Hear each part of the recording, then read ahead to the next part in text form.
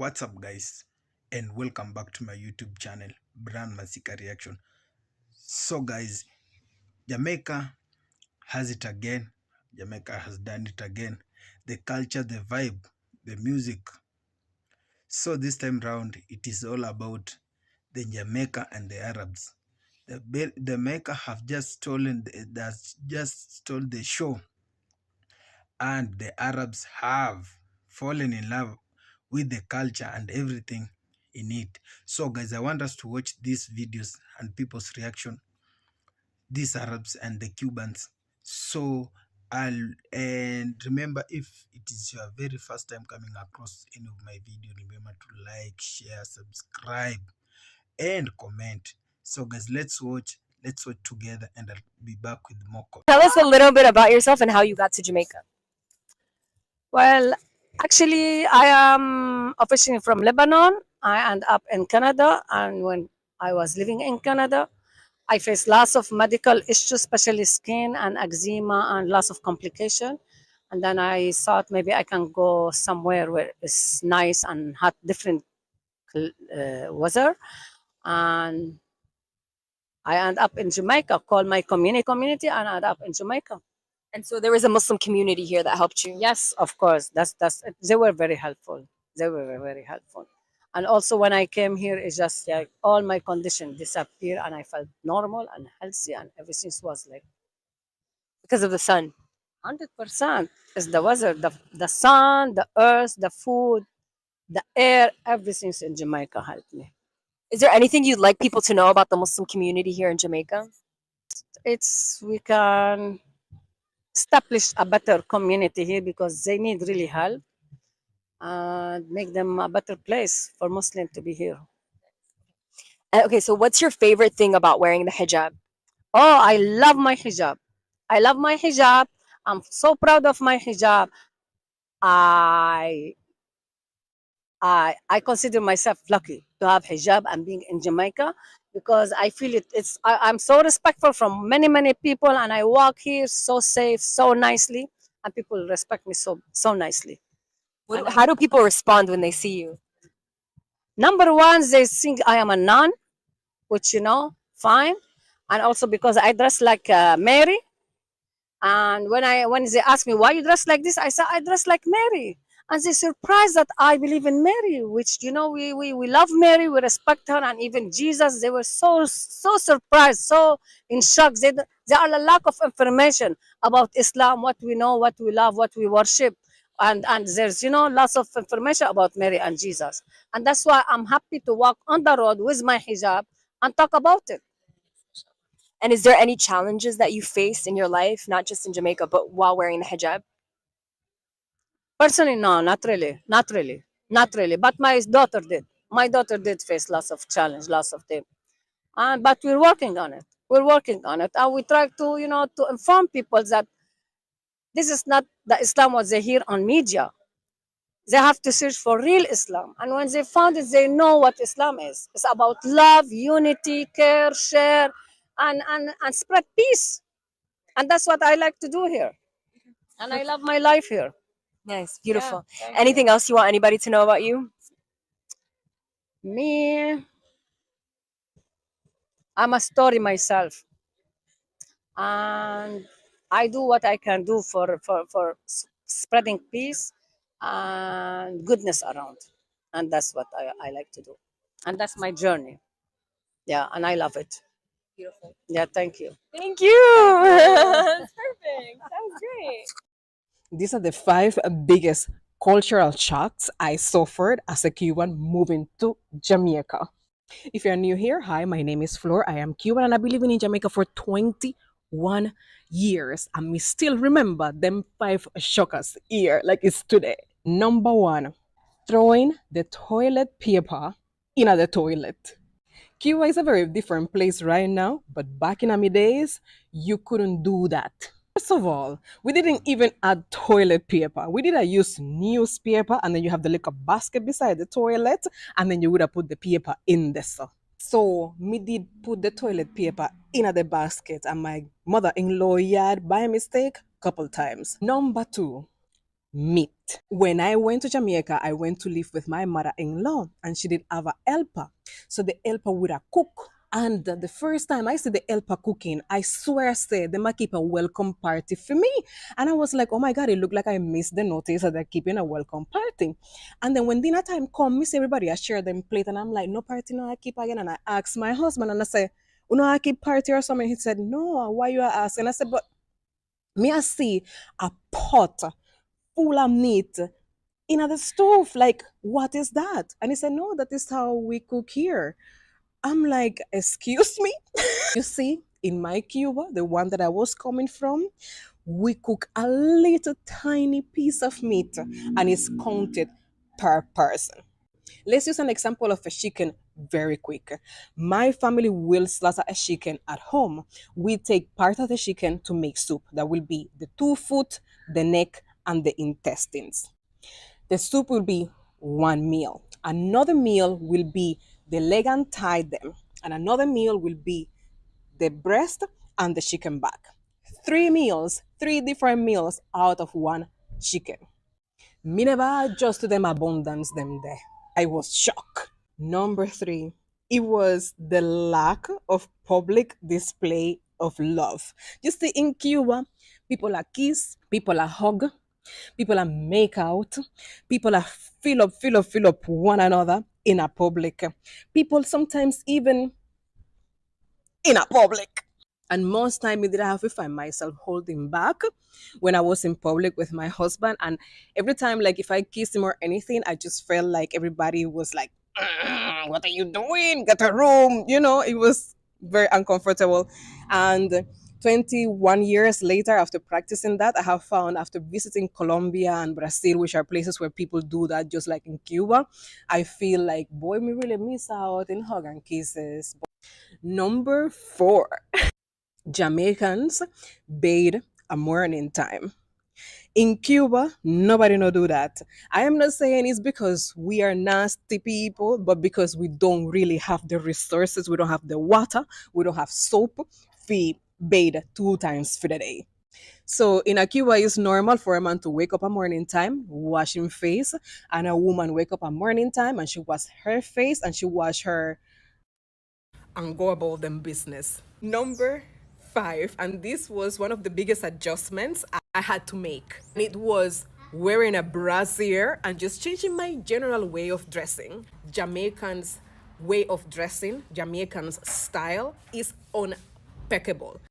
I have been to many different countries and I have never seen anybody who dresses as well as a Jamaican does. And I am so glad and thankful that I adopted that type of that part of the culture, because my IG name is Rokuwana, that style, thanks to Jamaica. I literally went to Jamaica without a brassiere. I never did wear one to begin with. One of the first type of shopping that my mother-in-law took me to was to buy underwear. She's like, do you want to go shopping? I said, I couldn't even say yes. And she's like, let's just go buy some brassieres.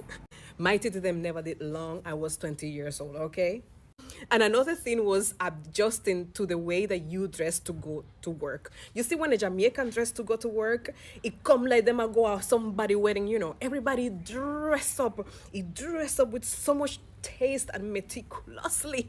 I had to adjust that because in Cuba, you just wear your shorts and slippers to go at work. No matter what your line of work is, nobody know a dress up figure at work. So I had to take time to learn that part of Jamaican culture, and it was an absolute shock to see that somebody who works in a very regular industry, meaning like this person is not a lawyer or a doctor, that they dress up to the T. So these are the 5 shockers that I lived when I moved to Jamaica back in 2003.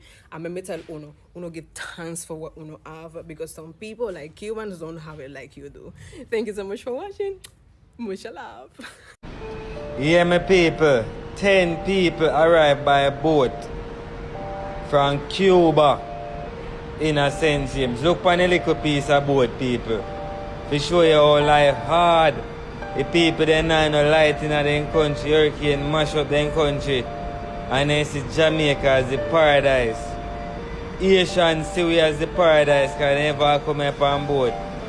I just Jamaican alone don't see us as paradise. With the runway, I got other country when we can turn up and make the country a better place.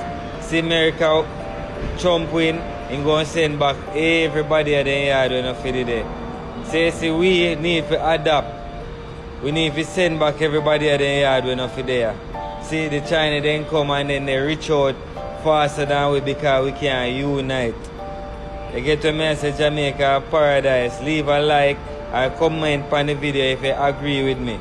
5 cultural shocks I suffer when I moved to Jamaica from Cuba. Hi, my name is Flor. I am Cuban and I live in Jamaica for 21 years now. And up to this day, me not stop for shock over them 5 cultural things here. Number 1, food for breakfast. Me say, come morning time, me could not believe me I see where I come from, Cuba. Breakfast time is barely a little sip of coffee if you're lucky. If you are a little bit more privileged, you may have some cow's milk and maybe a little bread. Member say it's 21 years since me left. But this is what me remember about the Cuba I left behind. You see, when you reach a Jamaica now, me say boiled dumpling, me say liver, me say kidney, me say ackee and saltfish with dumpling and food, me say rice and peas and all that dinner and morning time. Up to this day, me not exaggerate, me not tell no lie. Me can't get over the fact that Jamaicans have a whole meal for breakfast. Number 2, manners and respect. Me don't know what was it about the Cuba me left behind, but we never did practice manners and respect. My grandmother always did tell me that manners and respect in Cuba died in 1959. You see, if you buck up on somebody, you just buck up on somebody and move. You say if it's morning time, you just wake up and move. You say if it's evening time, you just walk through and move. But you see in a Jamaica now, in a Jamaica, you better practice your manners and respect. You have to say good morning. You have to say good evening. You have to say good night. If it's a night time and you know I go asleep, you still have to say good night. If you buck up on somebody, you have to say sorry. You have to say sorry. You have to say sorry. You better say sorry. Boy, me wish Cuba will take up back manners and respect. Number 3, eating out. You see the Cuba I left behind, going to restaurants? That was not in my vocabulary. The liquor restaurant that did exist were owned by the government, and let me tell you, you don't want to name that food there. Eating out for my family was almost like a taboo because we were so afraid that we will get sick. So every time we will travel to another province for health reasons, for whatever reason it would be, we carry our own food, we carry our own liquor bottle with juice and them thing there fi eat, and you will not eat out because you don't know where them process them food, you don't know what did they in that food, and there was no guarantee that you will find food a road. But you see Jamaica now, you just go a restaurant, you don't need no special occasion, restaurant just dead. You have fast food restaurant, you have regular restaurant, you have cook shop, you have people that sell a roadside pan chicken and them thing there. A different culture this. Number 4, helper. I mean, no say everybody in Jamaica don't have no helper, but we can't deny say Jamaica has a helper culture because it's very affordable and it's very necessary. Up to this time, I have no helper. There's one lady that come and clean me yard once or twice per week, and that's about it. But my husband family did have the helper culture, and she always did have a problem with me.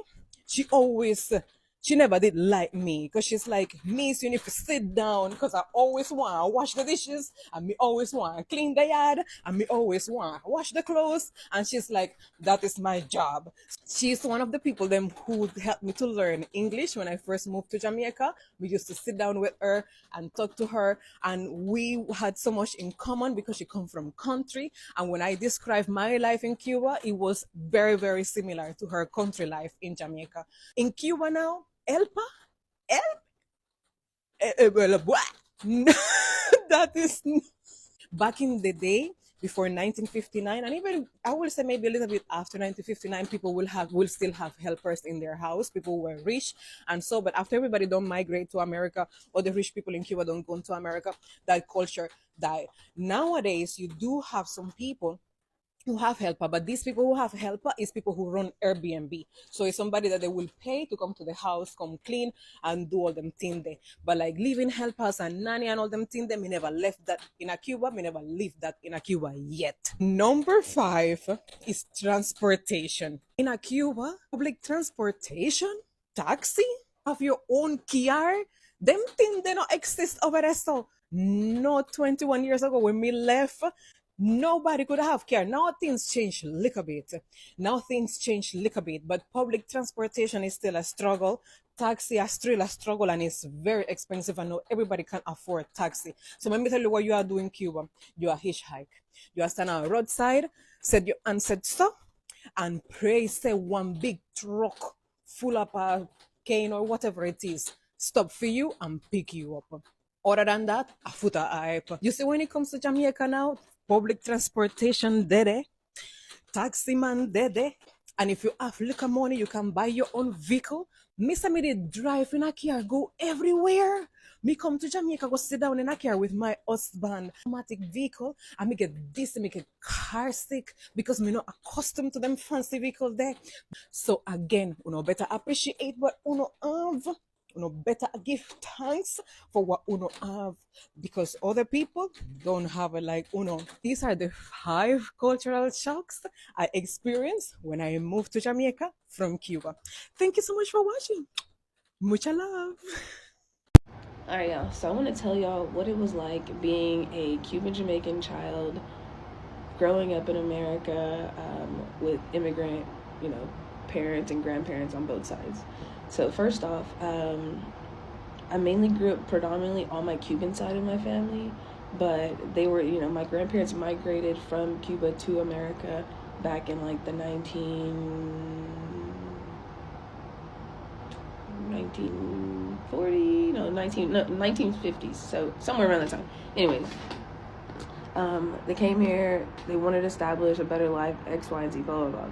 Point is, I came around 1995, but prior to me actually even getting here, like when my mom found out she was pregnant with me, my grandmother literally was nervous. She was worried. She was like, oh my God, her skin is gonna be, like dark, va a estar muy prieta, el pelo va a estar peluda. Like, she was saying that my hair was gonna be nappy. She was worried, but then the moment she saw me, she was like, she was in awe. Like, she was like, wow, she's the most beautiful thing I've ever seen. But like that fear, or that like I don't even know how to put it into words, but the fact that you were so worried about that, even as far as to where my grandmother was a professional seamstress, so she can make the beautifulest clothes, like fashion was her thing. Anyways, she made these sleeves that she could just roll up on her arms, like just these handmade sleeves. And when she'd be driving, like in the car, she would put these sleeves on so that the sun would not hit her arms while she's driving. Mind you, she had tinted windows and still would do this. She did not want the sun to hit her arms because she did not want to be darker. And my grandmother was my complexion. Like, she was, the fact that she was avoiding the sun is just like, I don't even know how to put it into words, Or the fact that when I'd play softball and stuff like that, obviously I'd be outside during, the, daytime, summertime, whatever, and I would get really, really dark. And during those seasons, she'd be like, ay, te está poniendo muy prieta, like almost in a sense of just like, ugh, like don't, like it's disgust, like, and I'm sitting there and I'm just like,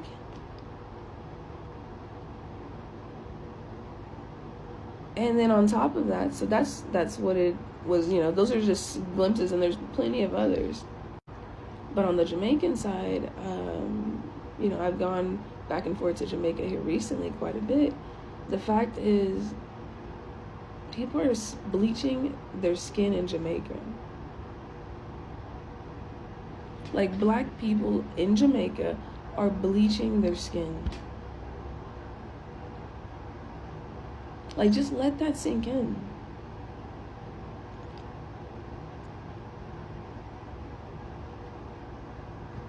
Like,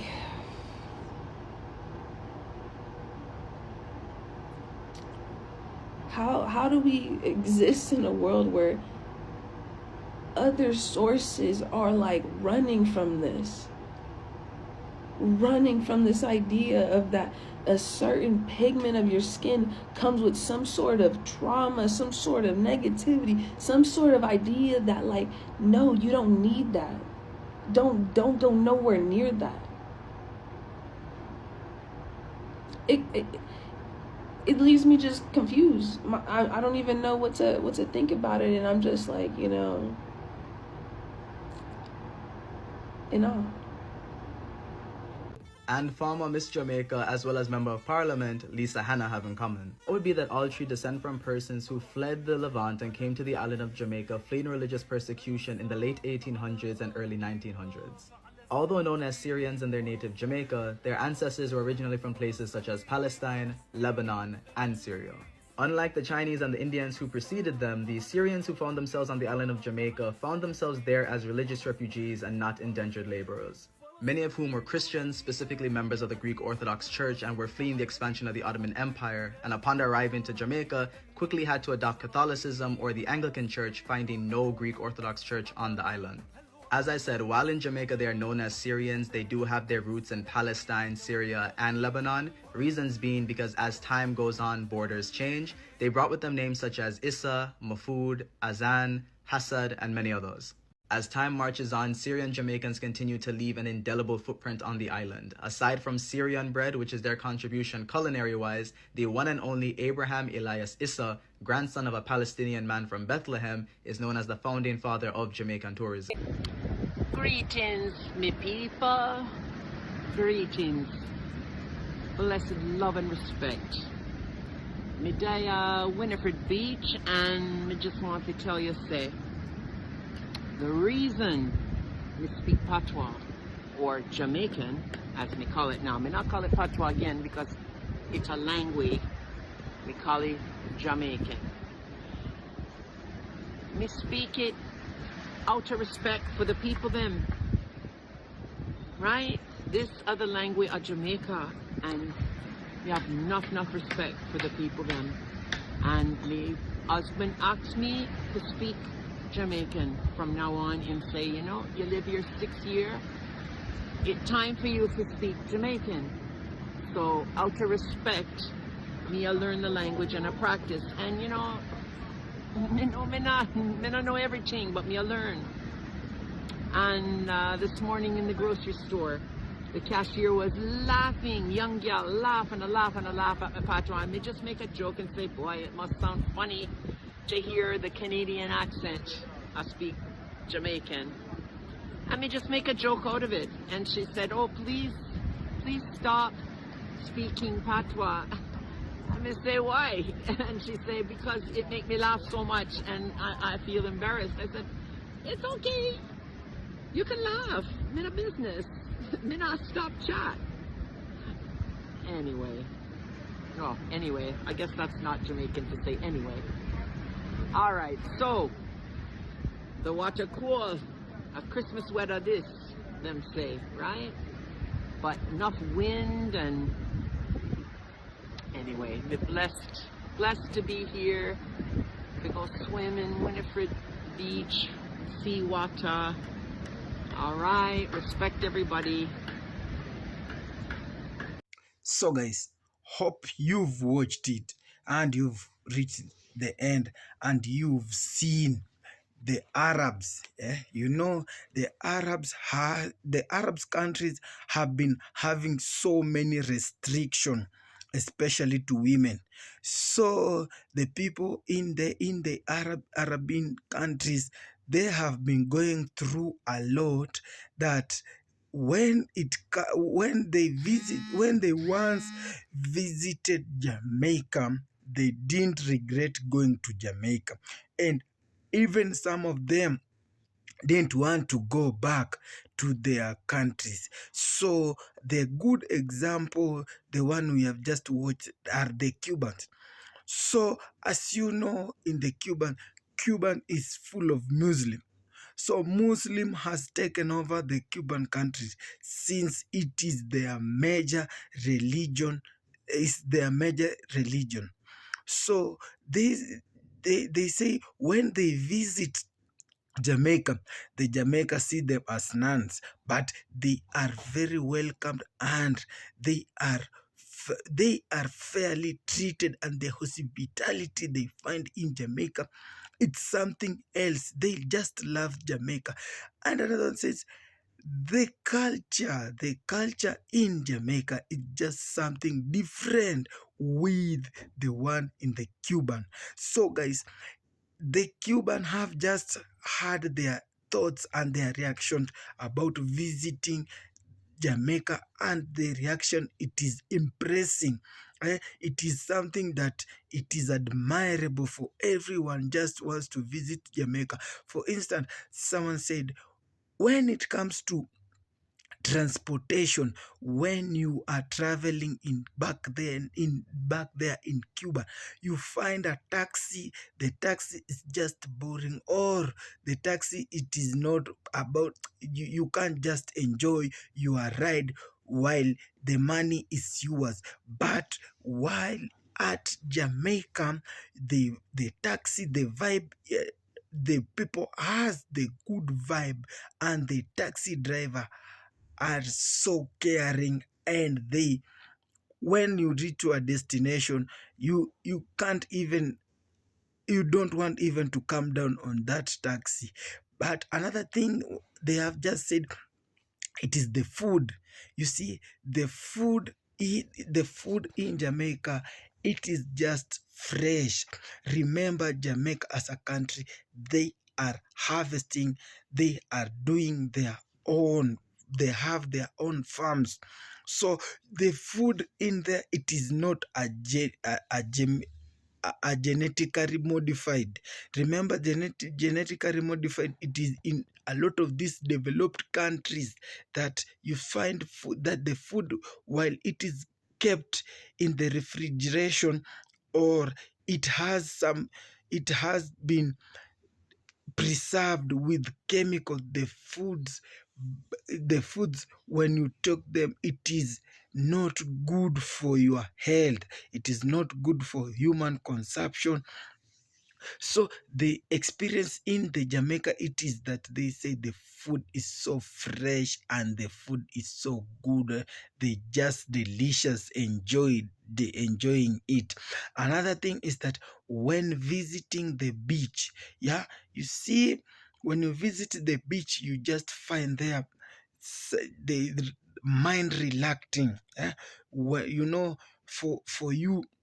for you to relax, you need to have a tour. So their experience there, it says that whenever they go to the beach has good and soft air that they've never experienced in their country. So they whatever they are adjusting to pass through, that they are saying in Cuban and Jamaica is just on another level, that they can't imagine were they doing there, despite they were born there.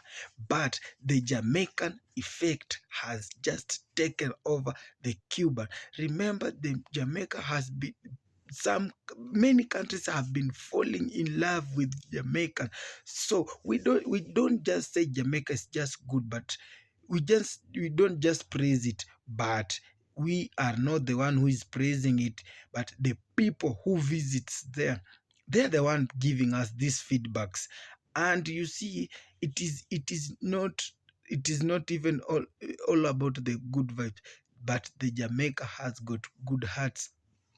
So when you do something good, someone has just to learn from you. Yeah, remember, a good master teaches a good student. So a student learns from his master. So who is the master here? Jamaican is the master here, and the student is the Cuban. So the Cuban have just been in love, and they can't stop loving Jamaica, because they say the culture, whatever it is they find in this island, it is just something on another level that they didn't knew it was existing. But for them to visit there, it was just a try, but they find it was such beautiful. Remember when they say that when you visit there, when you are with your husband, you are free. So remember, and then another thing is that when it comes to dressing code, yeah, remember the Jamaica has got best the best dressing code style. Remember those Rastafarian hats, jumpers, t-shirts, even their flag. It's something just amazing. So Jamaica just is just on it's just one of the countries that has just stolen a lot of many countries' heart. And this time round, it was Jamaica and the Cuban affair. So, guys, thanks for watching. Thanks for support. Remember to continue following, to continue being there in this channel, and I'll be doing more on Jamaican affairs. So, if it is your very first time, remember to like, share, comment, and not forgetting to kindly subscribe. And to my returning viewers, thank you so much. God bless you. That's all for now. God bless. One love. Wagwan. Till next time.